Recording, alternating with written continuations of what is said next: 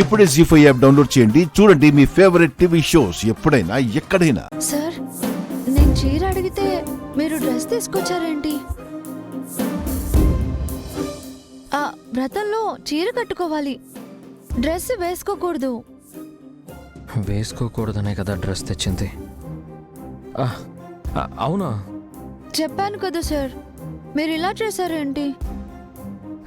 చీర తీసుకుందామని అనుకున్నాను రామలక్ష్మి. అంతలో అక్కడ బొమ్మకి ఈ డ్రెస్ కనిపించింది. బొమ్మకే అంత అందంగా ఉంటే నీకింకెంత అందంగా ఉంటుందో అనిపించింది. అందుకే ఈ డ్రెస్ తీసుకొచ్చాను. అంటే ఆ బొమ్మలో మీరు నన్ను చూసారా? అవును, అందుకే చీర కంటే నీకు ఈ డ్రెస్ బాగుంటుందని తీసుకొచ్చాను. డ్రెస్ బాగుంది కానీ వ్రతానికి వేసుకొనివ్వరు సార్. అయ్యో, మరెలా? శారీ అంటే ఎప్పుడు కట్టుకుంటావా? వ్రతం వరకే కదా. అదే డ్రెస్ అయితే రోజూ వేసుకుంటావు కదా అనుకున్నాను. సర్లే, ఇబ్బంది పడుతూ తీసుకోవడం ఎందుకు, ఇది రిటర్న్ ఇచ్చేస్తాను. ఆహా, వద్దు సార్. ఫస్ట్ టైం నా కోసం ప్రేమగా తీసుకొచ్చారు, పర్వాలేదులేండి సార్. అప్పుడప్పుడు ఈ డ్రెస్ వేసుకుంటే చూడొచ్చు అనుకుంటున్నారు కదా, మీకు గుర్తుగా ఉంచుకుంటాను. అప్పుడప్పుడు ఈ డ్రెస్ వేసుకుంటూ ఉంటాను. రామలక్ష్మి, అంతా ఓకే కదా? మీరు తెచ్చాక ఓకే కాకుండా ఎలా ఉంటుంది? ఈ డ్రెస్ చాలా బాగుంది, వ్రతానికి వేసుకోకూడదు అన్నాను అంతే. అయితే సరే, ఇంక నేను వెళ్ళొస్తాను.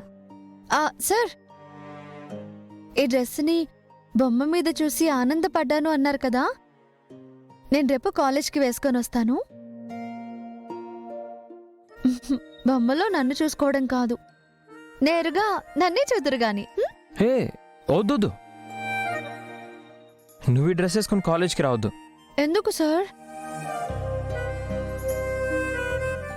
ఈ డ్రెస్ నాకు బాగోదా?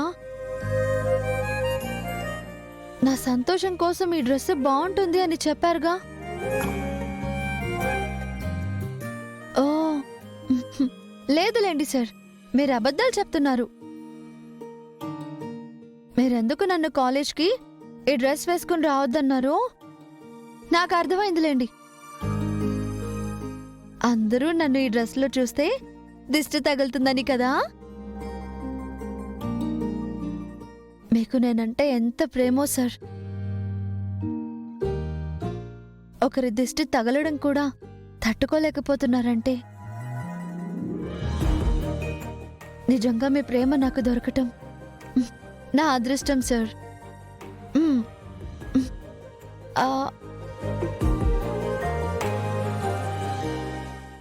Okay, bye sir. Shaurya, bye.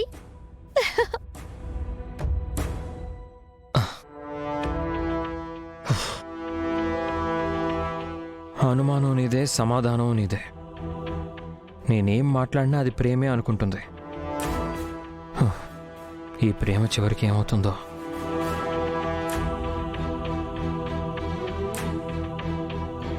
జీ5 app download చేసి అన్ని ఎపిసోడ్స్ పూర్తి ఉచితంగా చూడండి.